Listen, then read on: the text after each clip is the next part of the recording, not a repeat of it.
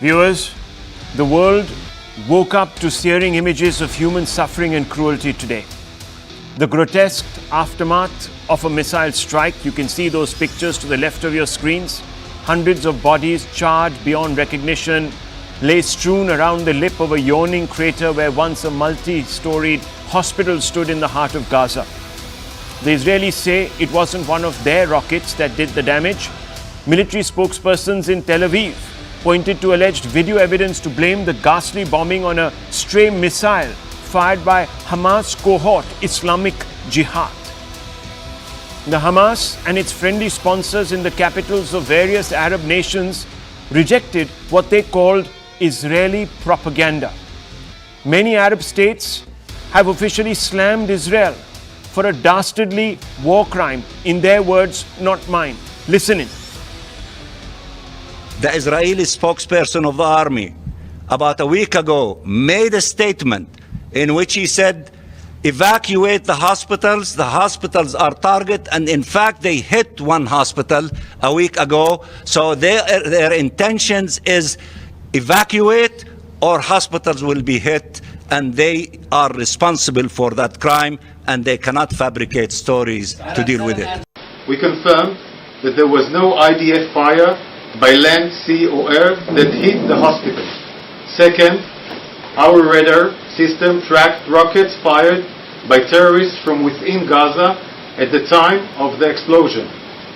Third, we have intelligence, some that will be shared here, of communication between terrorists talking about rockets misfiring. The terrorists realized that the rocket has misfired and made specific reference to the Al-Hali Al-Ma'dani hospital. Explosion at the hospital in Gaza yesterday. And based on what I've seen, it appears as though it was done by the other team, not you. But there's a lot of people out there who are not sure. So we've got to overcome a lot of things. And just as the civilized world united to defeat the Nazis and united to defeat ISIS, the civilized world must unite to defeat Hamas. I can assure you, Mr. President, Israel is united to defeat Hamas. And we will defeat Hamas and remove this terrible threat from our lives. Between the two sides, the truth is caught in the crossfire. Only US President Joe Biden, as you just heard, has given Israel a clean chit, agreeing that the rocket didn't belong to the Israeli Defense Forces, but was aimed at Israel by jihadists and somehow lost its way. In any event, it was only a matter of time before the media would have been called upon to write the chronicle of a massacre foretold. Gaza is the world's most densely populated geography, viewers. In the face of Israel's blitzkrieg aimed at eliminating Hamas, there was bound to be collateral damage in the form of lives. In this wedge of a wasteland of human suffering, much of the pain is self-inflicted. At least that's what a number of people say. It does seem particularly callous and calculating to be indicting ordinary Palestinians on a day when they have suffered unimaginably. But the truth is, Palestinians have allowed themselves to become props in someone else's depraved war, viewers. A war they voted for a decade and a half back when they elected Hamas in 2007 to determine their destiny. Didn't they know then that Hamas was dedicated to the complete annihilation of Israel? Of course they did, because the Hamas plastered this hateful objective on the preamble of its charter of governance that reads rather balefully, and I quote, Israel will exist and will continue to exist until Islam invalidates it, just as it invalidated others before it, unquote. Now, did Palestinians think that Israelis would sit by and quietly watch as Hamas implemented its genocidal agenda? The Abrahamic tradition, don't forget, viewers, mandates revenge through the invocation, eye for an eye. And that's what we're seeing. However, the Israeli action, according to the Israeli state, is against only and only Hamas, not innocent Palestinians. If electing a terror group wasn't bad enough, Palestinians have also never condemned excesses committed by Hamas upon innocent Israeli citizens. If anything, they have allowed Hamas to enlist them in various stratagems to murder Israelis. Many say Palestinians don't have a choice. that since its election, the Hamas has metamorphosed into a tyrannical organization that cruelly crushes dissent, and that under the circumstances, dissenting Gazans would have stood no choice. But even after October 7, when the Hamas bled innocents in Israel and the organization has been on the run, Palestinians have chosen to provide them cover, viewers. They're living alongside the Hamas military, serving as human shields. What stops them from accepting Israel's appeals to move to safe zones, to give up Hamas terrorists, or even identify locations where hostages are being held? We don't know. I can't guess. I'm not in their minds. But what we do know is that it is profoundly diabolic for a people to put a gun to their own heads and expect to negotiate a just solution. And it is just as diabolic on part of Arab friends of Palestine to be shedding tears for their embattled brethren. History tells us that these Middle Eastern powers have persecuted Palestinians. We're not entirely abandoning them. Viewers, here are the hard facts, and as always, I put out the hard facts to bring you really close to the truth so that you can cut through the propaganda. Egypt, look at Egypt. It is warning Israel against taking disproportionate action, viewers. But it's reluctant to welcome fleeing Gazans. The Rafah border has been sealed for refugees and aid. And this is not just today, it has been happening for a decade. Look at Qatar. It condemns Israel for quashing the rights of Palestinians. But in 1995, it opened trade ties. Yes, viewers, trade ties with Israel. It gives Hamas funds for operations in Gaza. And what do those funds, viewers, end up doing? They end up legitimizing Hamas and dictators like Haniyeh, who go out there and suppress Palestinians and entrench themselves further. To do what, viewers? To spread Israelophobia. Look at Saudi Arabia. It leads the global condemnation of the hospital attack. But it itself was on the brink of establishing diplomatic ties with Israel. Saudi Arabia, for example, has banned imams in mosques from praying for Palestinians.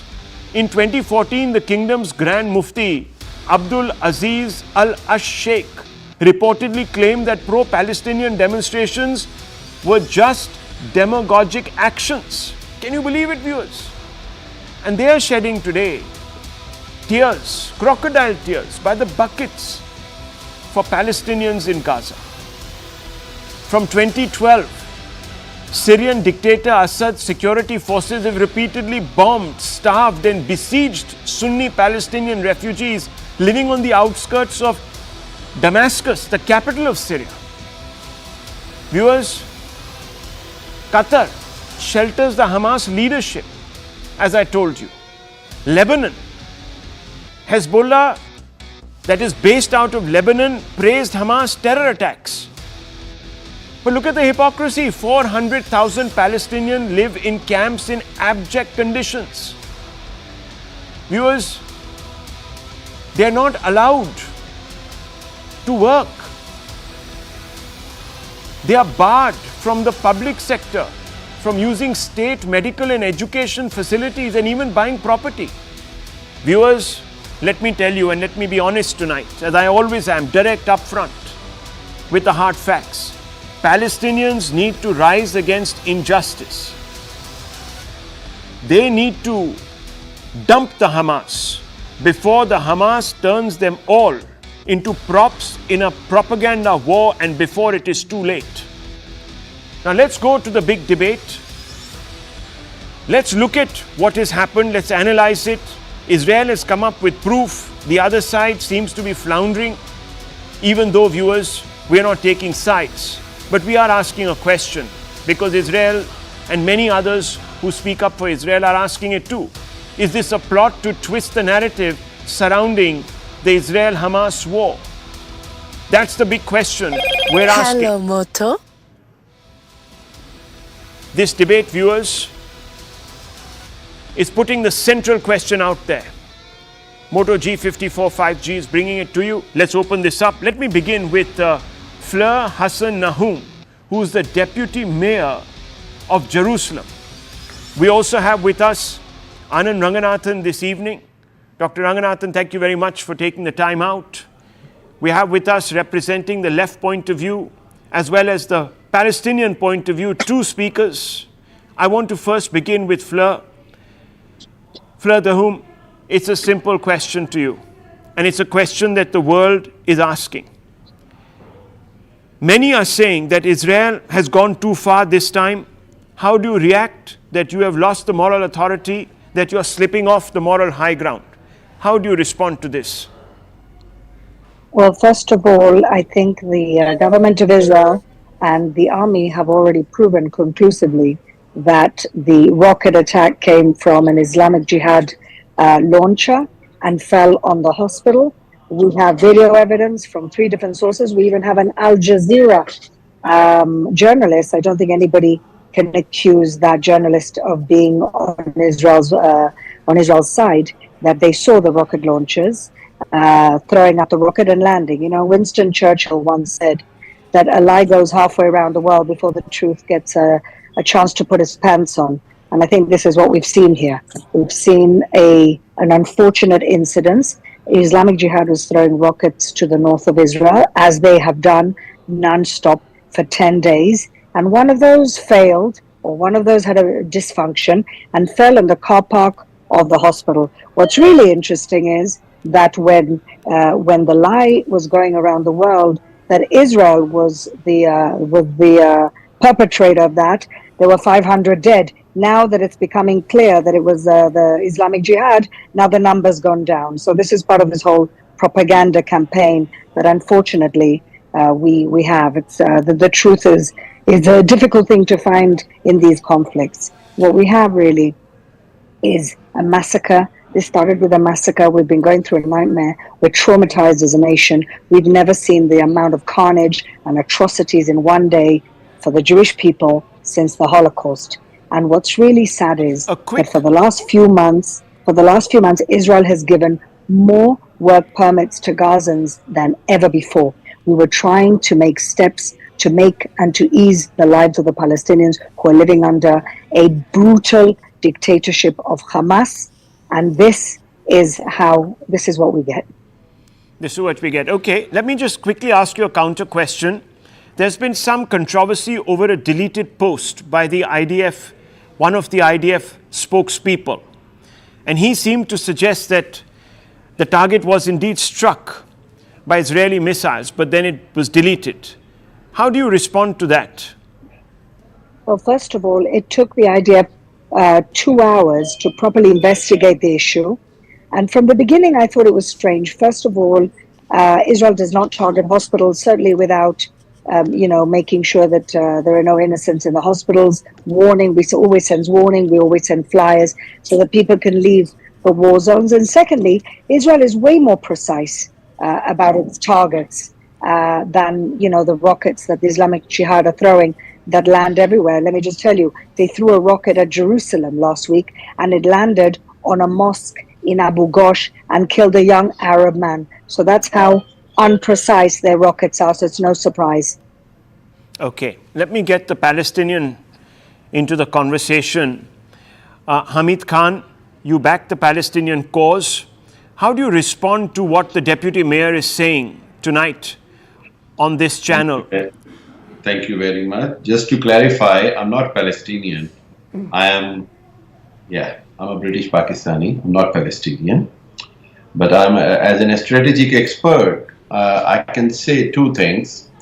One, what happened in this hospital incident, it's very sad. But sadly, we have seen from IDF and from Israeli forces in past as well. They attacked on schools, they attacked on mosques, they attacked on hospitals, they have attacked on elderly homes, they have attacked on media houses. So that is the long-standing history which Israel had, that they have been targeting to the innocent civilians and innocent people. So, I mean, that's why all the fingers are pointing out towards Israel. As far as Israel's claim for a misfire, that needs to be investigated, but it doesn't seem like one rocket could do that much damage, right, when it is a misfire. On the other hand, 5,000 rockets, as per claimed by Israel and Hamas, were fired on Israel's territory, and they did not do that much damage or anything. It doesn't make sense to me, to be honest. If I look at the realities and if I try to add 2 plus 2, yes, I mean, there is no doubt that it should have been, it must be investigated. But at this moment, if I look into it on a historical perspective, I am forced to believe that this is another attack from Israel, because they want to keep the world know, or keep the Gaza people know that their hospitals are even unsafe.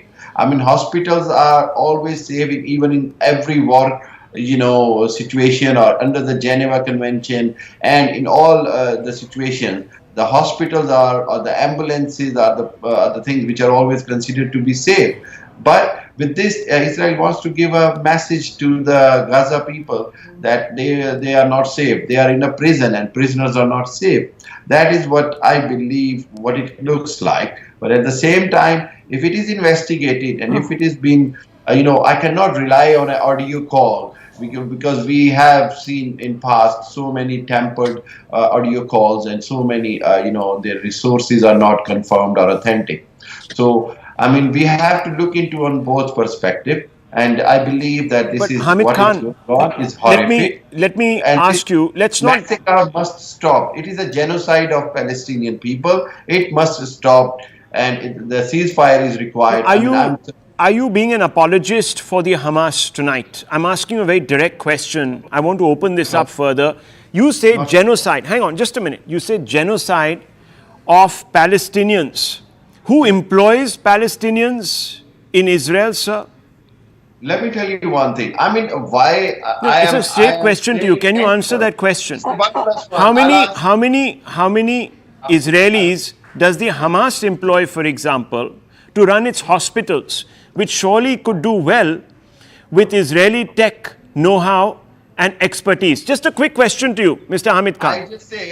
I just say that how can you turn the whole thing around? I'm not turning the whole thing around. I'm only asking you a specific question. Without realizing the fact of last 60 years, what oppression or what atrocities IDF and Israel government is doing. Hamid Khan, do you back the Hamas? Do you back the Hamas? I will not back the Hamas. Then how is the Hamas in charge of Gaza? I will back the freedom of Palestine. One second, sir, one second. Are you saying that Palestinians should have, excuse me, sir, let's not talk over each other. I'm just asking you a simple question. Please keep an open mind and respond to my questions. Number one, you say that the Israelis want to eliminate every single Palestinian. Who employs these Palestinians? Who is allowing them to come across the border and work alongside Israeli families? Does the vice versa happen? Does Hamas employ Israeli experts, irrigationists, as well as doctors to come in and build infrastructure? Excuse me, let me finish my question, sir, since you didn't allow me to, and do answer. Secondly, sir, a very simple, straightforward question, and it's not something that is rocket science. I just want to ask you, do you back the Hamas? And do you believe that an organization that explicitly says in its charter that Israelis should be eliminated, eradicated, at the sword of Islam should even be elected to run an area as sensitive as Gaza? Two simple questions to you. Thank you. First of all, let me answer your Hamas question. I will never support Hamas inhuman or anything against the human rights and Islamic values. Anything which they do against the Islamic values, I will be against of it. But at the same time, you cannot put everything under the carpet, what Israel have done. Okay. At the same time, okay, I've answered it. Let me answer the second thing. At the same time, when you say that Palestinians are going and doing work in Israel and they exchange work, vice versa, I wish you have seen the way Palestinians go through those checkposts. I wish you have seen. What about Palestinians going through Egyptian checkposts? Do they go through the Egyptian checkposts? How many, by the way, sir, let me ask you, how many refugees of Palestine has Pakistan taken in and given refuge to. Pakistan have the world's largest refugees in the world. Answer me this question. How many Palestinians are living in Pakistan under the aegis? As well. Okay, we don't. I'm not here to speak on behalf of Pakistan government. Okay, so I want to ask you, you don't believe in Hamas, then surely, sir, you also don't believe, since Islam is against organizations like Hamas, you surely also don't support the Pakistani's patronage of Lashkar-e-Toiba. I'm sure you don't, because Lashkar-e-Toiba is also sworn to eliminate India. I'm very sorry, Rahul. Okay. If you are deep-tracking the conversation, okay. I don't mind speaking about I'm guilty of that. I would like to speak about RSS Hindutva ideology. I'm guilty of that. I'm guilty of that. Let me open this up further. Lynching to the Muslims, what Modi is doing. If you want to turn the debate in that way, I don't mind to talk about it. Right. I have what you are doing to schedule. I was only asking you, sir. I was only asking you to speak and be consistent about your beliefs. If you morally are opposed to anyone that is abusing Islam in the way that the Hamas does, then I was expecting you to take. But fine, I buy your argument. Let's not go there. Let me bring in Dr. Ranganathan. Excuse me, 1 minute, sir. Just 1 minute. Let me bring in Dr. Ranganathan. Let me say one last thing. It is the time for the world to understand that this thing going on could be an opportunity to finally decide the dispute of Palestine and Israel. Right. Let's talk about the solution. But that can only happen if Hamas is out of the picture, because Hamas doesn't want to talk to Israel. It doesn't recognize Israel. 1 second. It has to be ceasefire from both ends. No. Hamas has to go, sir. It is sworn to the elimination of Israel. Israel has never said that we don't want a two-state solution. 1 second. Let me bring in Dr. Ranganathan also. Let's open this up. So I don't want to monopolize this entire debate, and I don't also want you to monopolize it. So let me just open it up. Valid points that have been made on all sides. Dr. Ranganathan.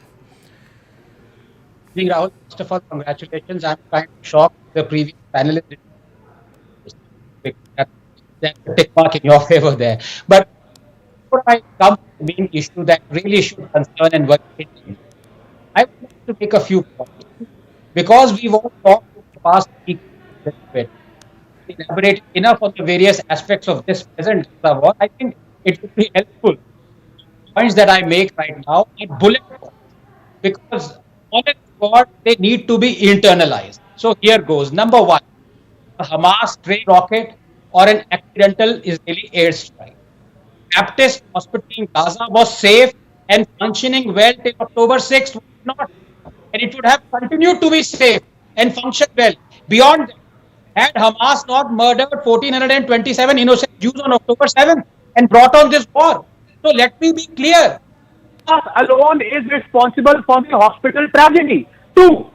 The Jews were in the land of Israel 1,000 years before Islam was even born. So this argument, the specious one, that the land does not belong to Jews is totally wrong. 3. While the Israel constitution does not discriminate between Jews and Muslims, the charter of Hamas, democratically elected by the Palestinians, proclaims that the day of judgment will not come until Muslims fight Jews and kill them. 4. Israel has voluntarily given up the land, Sinai, West Bank, Gaza, that it has taken over after Arab-Israeli wars. If it was perennial aggressor, why would it do so? 5. Israel believes in the two-state solution. Hamas does not. 6. Egypt has demolished thousands of Gazan homes along the Sinai border. Egypt has flushed out Gazan border tunnels, not Israel. 7. Why is Egypt and Jordan not allowing Palestinian refugees to enter their land? And 8. Have you ever wondered that a small sliver of land surrounded by the richest and wealthiest nations of the world, the Arab states, remains the poorest, when the same nation has converted deserts into Dubai? And yet, Gaza remains the poorest, filthiest, sickest and most dangerous place in the world. Why? Because they want to keep playing this filthy victim card. Just like after they start the violence, kill Jews, perpetrate pogrom, they march down their dead, killed in retaliatory Israeli action to show the world that Israel is the oppressor. They protect Gaza as an open-air prison ground and gutter because Israel has made it so they say they care more about denigrating Israel than about developing Palestine. And finally, just 1 minute, about this widespread support for Hamas action here in India that should really worry us. Rahul, other than the university students saying they are with Hamas, and marching, chanting Tera Mera Rishta Kya La Ilaha Illallah, it is shocking. Nobody Let me show you. Nobody said we are with Hamas. We are with Palestine. Let me show you this. This is a report of IANS from Saidabad area in Hyderabad. It is shocking to see, Rahul, thousands of Indians trample over Israeli flag deliberately placed outside mosques in India. Israel is a friend of India. It helped us when no other nation did during our wars, when our Arab friends Israelis are never friends of India. when Pakistan attacked us during Kargil, and Indian Muslims do this to a friend. I ask, why aren't Chinese flags kept outside mosques to be trampled upon when we know that the Chinese have interned 1 million Uyghur Muslims in concentration camps and are feeding their pork and forcibly sterilizing them? Why this hypocrisy by Indian Muslims? Why are they silent? Why are they scared of China but find their voice and feel suddenly for Israel? Well, that is of course true of a large number of Arab countries that are today so keen on extending the economic corridor that the BELT, the BRI initiative of China, that they never asked them, including Pakistan viewers. Never once have they asked about the Uyghurs who are being horribly ghettoized, murdered, and so many other things that Dr. Ranganathan has talked about. But they will focus on Israel because, viewers, you just have to read the charter, and the charter quotes out of the Hadith. There is a problem here, and that problem needs to be addressed at a fundamental level. People like Vivek Srivastava, who back Palestine today, will never question Palestinians for choosing the Hamas. I want to ask you, sir. Or China. Can you tonight, Mr. Srivastava, legitimately tell me that I am wrong when I say that Hamas was elected by Palestinians to do what? Yeah. Now, let me complete the whole thing. And a lot of things which Dr. Ranganathan said were not in good taste. Hamas attacks, so it gives a moral right to the Israelis to bombard a hospital and kill 500 people. I don't see that logic. Where's Number the proof? two, he has been trying to say that Israel is a very kind-hearted. No, let me complete now, please. You spoke enough. And now, number two, he says that Israel is a very kind-hearted nation. It has been.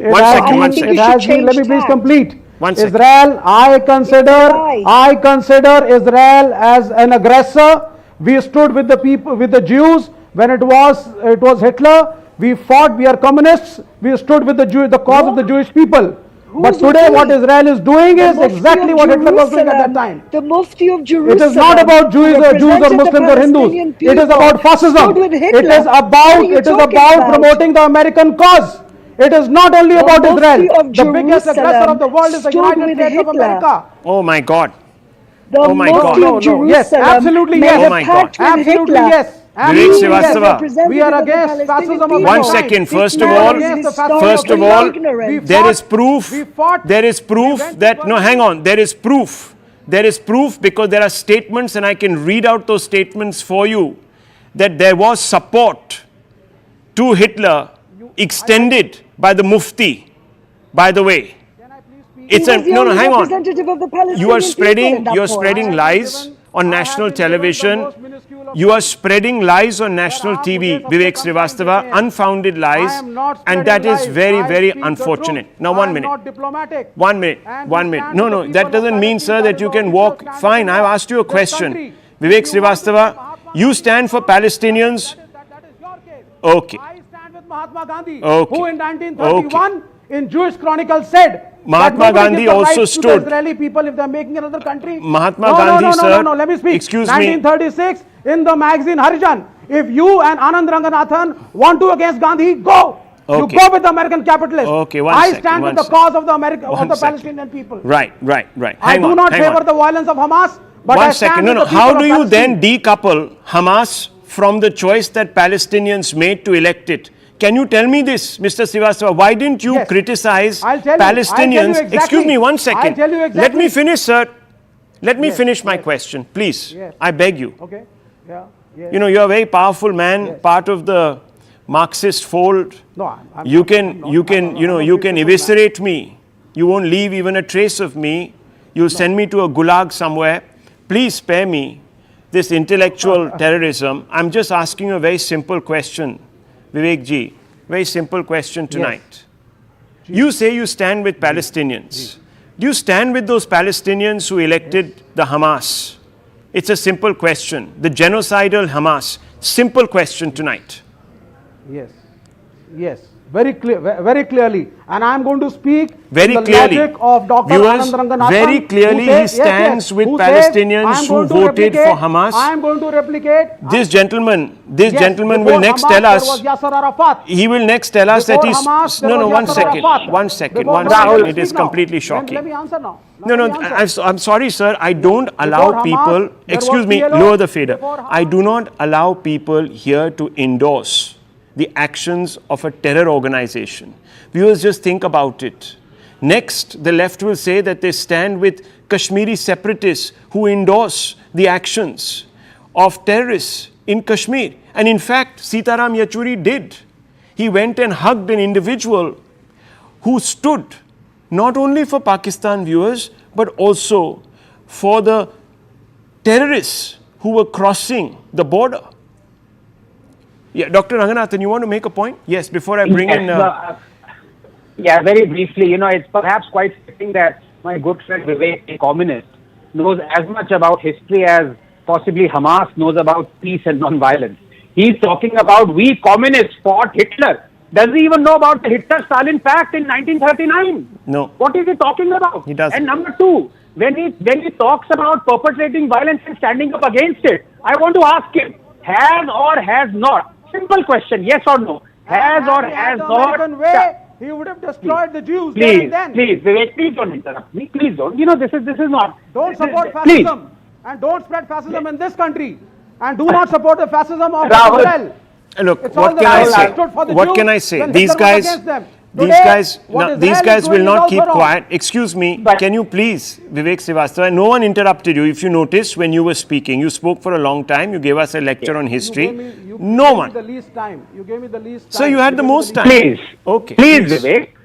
Please, we belong to the same institution. We've been, please, let's have some respect for each other. I have tremendous respect for communists. Yes, I do.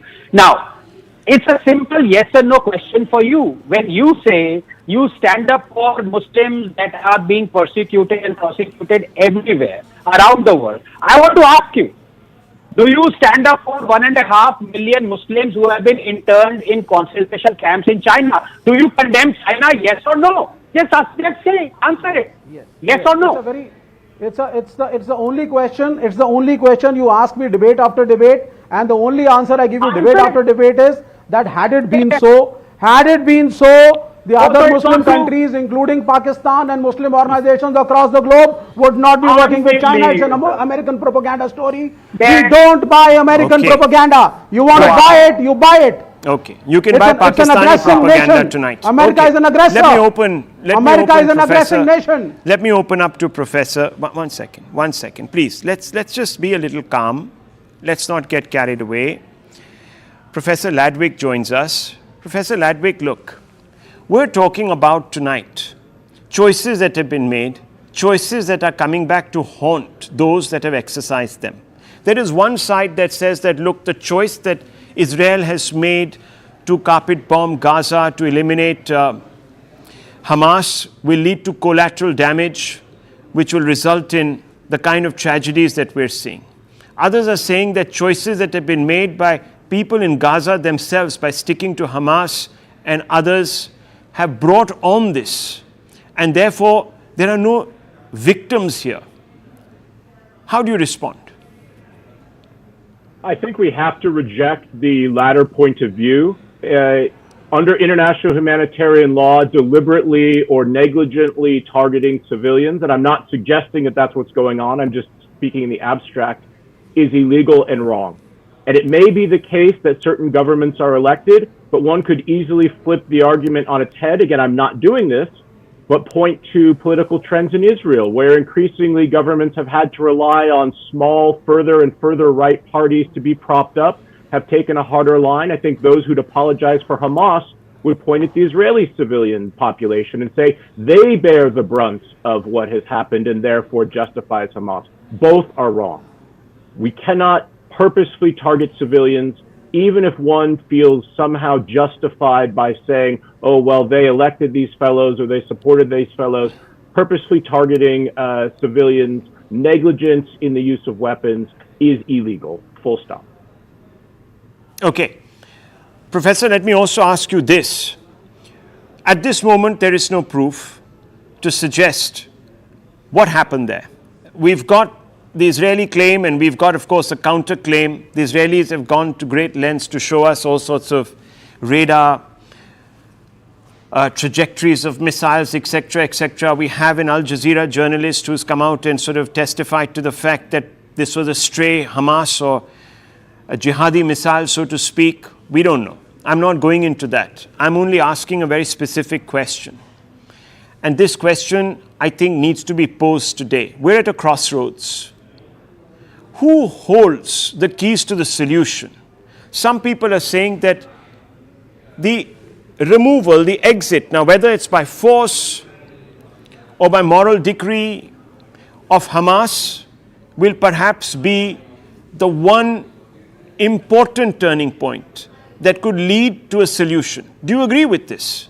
Is Hamas the real problem, the root cause?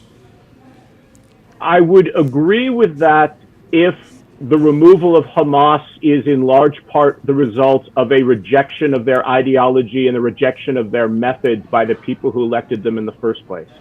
We have countless examples of civil wars in which one side was suppressed or defeated, but the fundamental ideology or the fundamental belief was not wiped out, and the conflict reared its head again.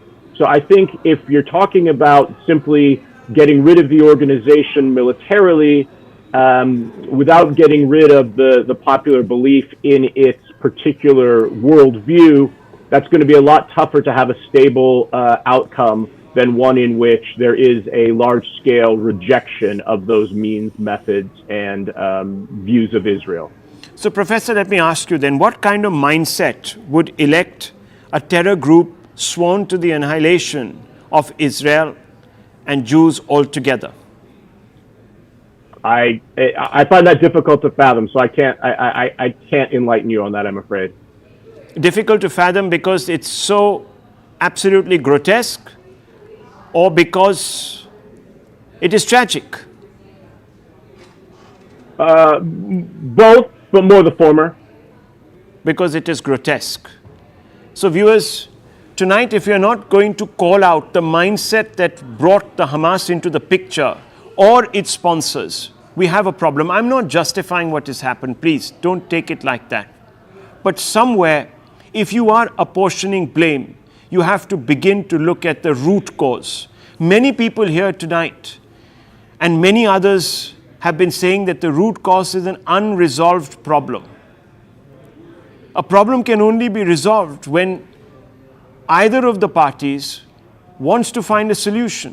When one party doesn't, how do you address it, viewers? So the root cause really tonight, and I'm saying it very clearly, is the issue of Hamas and those that support the Hamas. And I want to bring in the Deputy Mayor once again. Deputy Mayor, we've just heard Vivek Srivastava launch a broadside against you. Before that, there was a speaker who's left the panel now, Mr. Khan, who said that, look, Israel must take onus. It must take onus. How do you respond to them? Well, you know, we've been trying to help the Palestinians do what they say they want to do, and that is to have self-determination and autonomy. People forget that Israel left Gaza in 2005. Now, at that point, the Palestinian people could have turned this beautiful bit of land that it used to be into Dubai, but instead they turned it into Beirut. And that is really because of this Islamist, fundamentalist, genocidal ideology, the same ones that attack the Twin Towers, the same ones that we see around the world. And unfortunately, all of us, including Palestinian women and children, are pawns in the big game of Iran. Iran has created bases all across the Middle East. They've got Hamas, they've got Hezbollah, they've ruined Lebanon, they've got Syria, they've got Qatar, they've got Afghanistan, And this is really their big plan. Iran doesn't care about the Palestinian people, but they know that this issue plays well in the Muslim and Arab street. And this is why they've chosen them to be one of their puppets. And unfortunately, and Israel, the last thing Israel wants is civilians getting hurt. We don't target civilians. There's a difference between war with casualties and war crimes when you specifically go to attack civilians. And Israel is at war. We do not commit war crimes.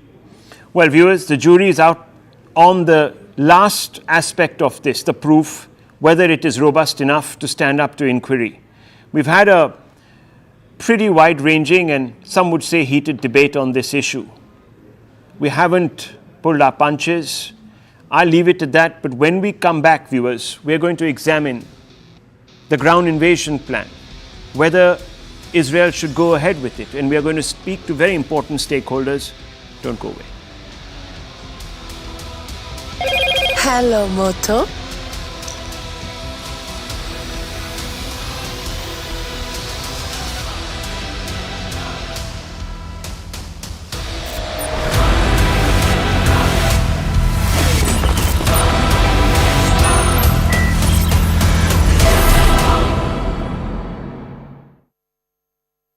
Experience the attacks on Israel by the terrorist group Hamas.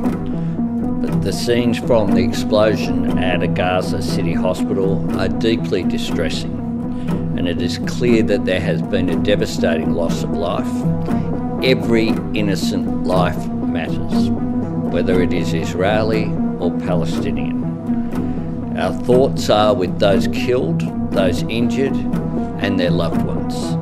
The protection of civilian lives must come first, as the Parliament said in its resolution that we carried on Monday. And respect for international humanitarian law is paramount. We condemn any indiscriminate attacks and targeting of civilian infrastructure, including hospitals. And Australia joins with others in calling for international law to always be upheld. Thank you very much.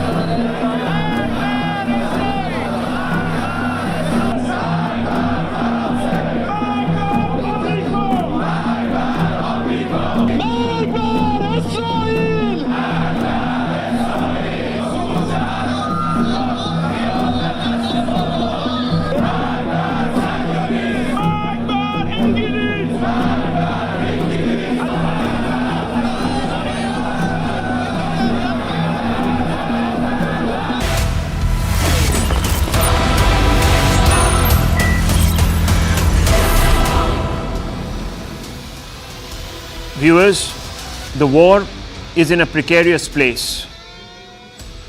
Israel has launched an all-out offensive to eliminate Hamas. In the midst of that, there has been a grotesque incident where innocent Palestinians have lost lives by the dozens. A hospital was blown up in a missile strike. Many people said that an air campaign striking at targets within Gaza would result in such a horror. Israel denies that its rockets have struck the hospital, saying instead that Islamic Jihad, which is a terror group operating from Gaza, fired missiles in the direction of Israel, but one lost its way and hit the hospital on Gazan soil. Now, viewers, the truth, as I said, lies somewhere in between. But what it does, of course, this incident, is to begin to ask questions about Israel's next steps. Does Israel now have the moral right to continue in the face of what we've seen, that horrendous attack on civilians? And if it is thinking of a ground invasion, could we see more such casualties? And this time on both sides. Let's analyze this question, viewers. We're joined by IDF spokesperson Doron Spielman. We also have with us Max Abrahams, security expert. I want to first begin with you, Mr. Spielman. Can Israel continue its offensive with the same intensity after the PR setback, this massive problem that you are encountering now on the back of the hospital bombing? Well, first of all, I think we have to understand that the reported bombing of the hospital by Hamas was picked up by media outlets all throughout the world as if it was fact. Why we would trust Hamas in terms of reporting anything when it is a vicious terror regime that most recently invaded Israel and massacred thousands, well over 1,000 innocent people, took men, women, and children, even a 9-month-old baby, back to Gaza as a hostage. Why we would trust them with a media report is really something that is appalling. And we understand, and we know, and we've proven that this attack on the hospital was carried out by an Islamic Jihad rocket that misfired against Israel. So I think the question we have to ask is, how can we tolerate Hamas and Islamic Jihad, both of whom are not only dedicated to killing Israelis, but as we can see, they're dedicated to killing their own people. Their own people are dying, and their answer is not taking responsibility. Rather, it's trying to blame Israel. It's right out of the ISIS handbook. Okay, I mean, look, that's your point of view, but should Israel pause and redefine its objectives, given the fact that there is the possibility of more such collateral damage to life?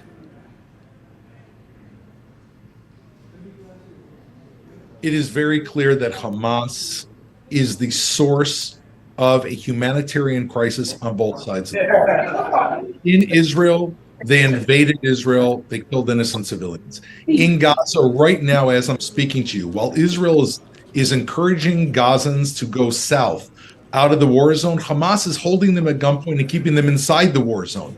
They are truly the source of a humanitarian crisis. And therefore, if we want to see this crisis brought to an end, it will only happen when Hamas is brought to an end.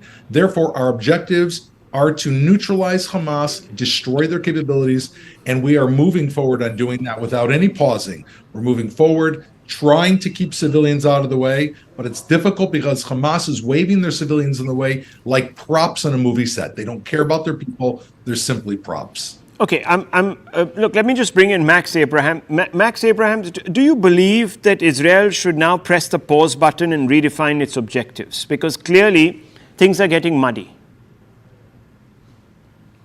Well, you know, we have the IDF spokesperson on, and so I'm sure he knows very well what's in the best interest of Israeli security.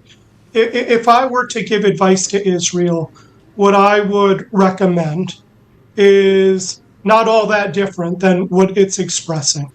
I think that Israel needs to crush Hamas. It needs to kill as many Hamas members as possible, including the leadership. It needs, to the extent possible, to destroy its terrorist infrastructure. It needs to topple Hamas from governing as a terrorist government out of Gaza. What I would not say, though, a slight difference is that I think that it's overly ambitious to say that basically Israel is going to entirely get rid of Hamas. The Hamas ideology is, and no matter how good of a job the IDF does, they're not going to get every last Hamas member. It's too popular, and it's not just limited to Gaza. They're also in the West Bank. And so what I worry is that after even a very, very successful counterterrorism operation, there might be some, stray loss attacks here or there. And then all of Israel haters will say, look, Israel failed. It didn't fully destroy Hamas. I mean, the emphasis needs to be on fundamentally degrading this group so it no longer poses the kind of threat that we saw on October 7th. Okay, so let me just ask you, because our Prime Minister here in India has stood by Israel in its objective of eliminating terror completely, rooting it out. Now, do you believe that world leaders like Prime Minister Modi, etc., if they were to advocate these harsh measures, should be actually criticized at this point for standing in solidarity with Israel when we have images like this that are coming out? It's no secret that I'm a Modi fan. And one of the reasons why I like Modi, one of them, is that he's serious about counterterrorism. India has had many different kinds of terrorist threats. We've seen most recently the Khalistani threat, but also different kinds of Islamist threats and coming out of Pakistan.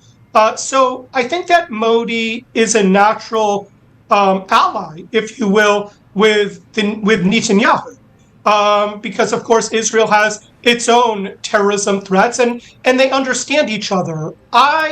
Another compliment that I'll give to Modi is that in the immediate aftermath of this attack on the Gaza hospital, there was a lot of sort of reflexive blaming in the international community, especially in foreign governments, that, where they all pointed their finger at the Israelis for committing this attack. And they got well ahead of the evidence, and increasingly the evidence is not supporting that narrative. It seems increasingly that the attack was committed inadvertently by Palestinian Islamic Jihad. Okay, if you look at what Modi said, Modi did not say that it must be Israel. He did not get ahead of the evidence, and as a consequence, I think his statement is more balanced and probably more accurate as well.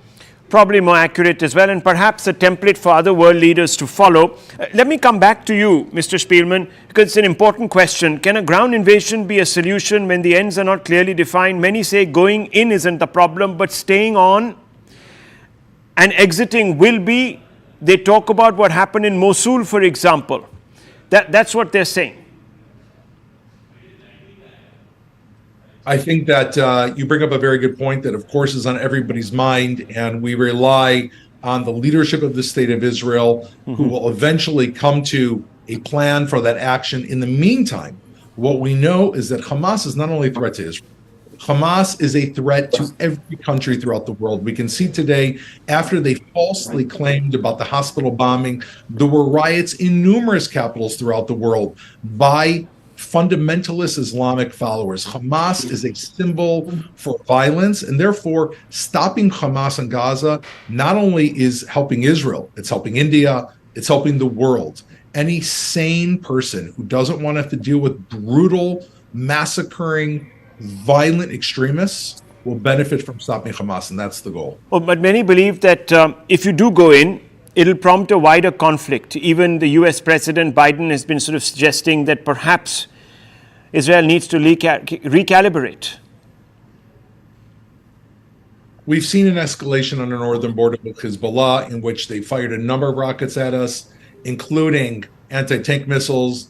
They've injured and killed people. We've had to move people out of communities in the north. We've immediately responded to the fire. We have a zero tolerance policy. What we've said from the very beginning, we've said to all of the powers in the area, stay out of this conflict. This is not in your best interest. We are here to deal with Hamas. What we can see is the U.S. has moved aircraft carriers, battleships into the Mediterranean, just off the coast of Israel, also sending a very clear message. Stay out of this. And I think that if it's a message that if they're smart, the other regimes in this area will adhere to. Okay, I have very little time, Mr. Abrams. I just want to ask you very quickly, do you think this will escalate into a bigger conflict? Do you think Arab countries will be under pressure to intervene if there was a ground invasion tomorrow? The Israeli-Palestinian conflict is very different than other conflicts in the world in the sense that other countries take a disproportionate interest. This is true not only in the Middle East, but in the West, in America, and in Europe. It does seem that since October 7th, there has been a worrisome flare-up in tensions throughout the Middle East. We're seeing American embassies under threat in Lebanon and Turkey. Well, We're seeing increased saber I've run out rattling of time. I'm really So sorry I have to cut you It could go in off. that direction. Okay, it could go in that direction. Max Abrams, last words there, viewers. Doron Spielman has given his point of view. We have the Right Stand coming up with Anand Narsimhan. Stay on with us, don't go away.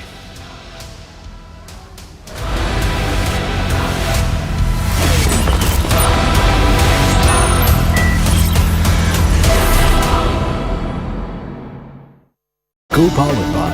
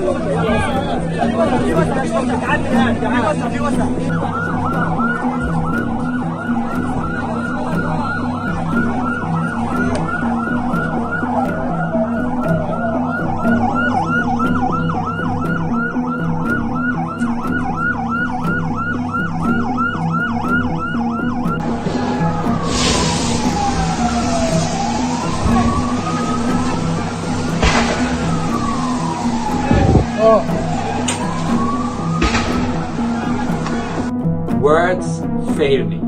Tonight, hundreds of people were killed horrifically in a massive strike at Al Ali Arab Hospital in Gaza City, including patients, healthcare workers and families that had been seeking refuge in and around the hospital. Once again, the most vulnerable. This is totally unacceptable. At least 6 people were also killed this afternoon when an UNRWA school was hit in Al-Maghazi refugee camp in Gaza's middle area. The school had been serving as a shelter for some 4,000 people seeking refuge. Hospitals are sacrosanct, and they must be protected at all costs. We don't yet know the full scale of this carnage, but what is clear is that the violence and killing must stop at once. All states with influence must do everything in their power to bring an end to this horrendous situation. Civilians must be protected and humanitarian aid must be allowed in to reach those in need as a matter of urgency. Those found responsible must be held to account.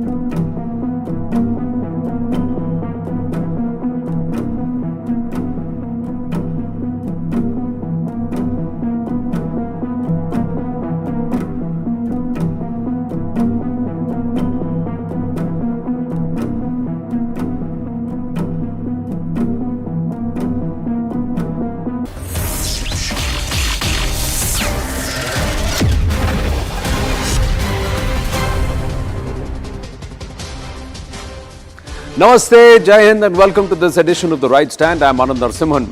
First up, ladies and gentlemen, the good things about Bharat. The central government has approved a 4% hike in dearness allowance ahead of Deepavali. With that, the DA and relief being paid to central government employees will be 46% from the earlier 42%. The number of pilgrims visiting the Char Dhams in Uttarakhand has exceeded 50 lakh for the first time. The famous pilgrimage sites in Uttarakhand have attracted a record number of pilgrims from both Bharat and abroad. JP Morgan's Managing Director of Asia Pacific Equity Research, James Sullivan, has said that Bharat will become the world's third largest economy by 2027. He's further added that we as a nation will reach $7 trillion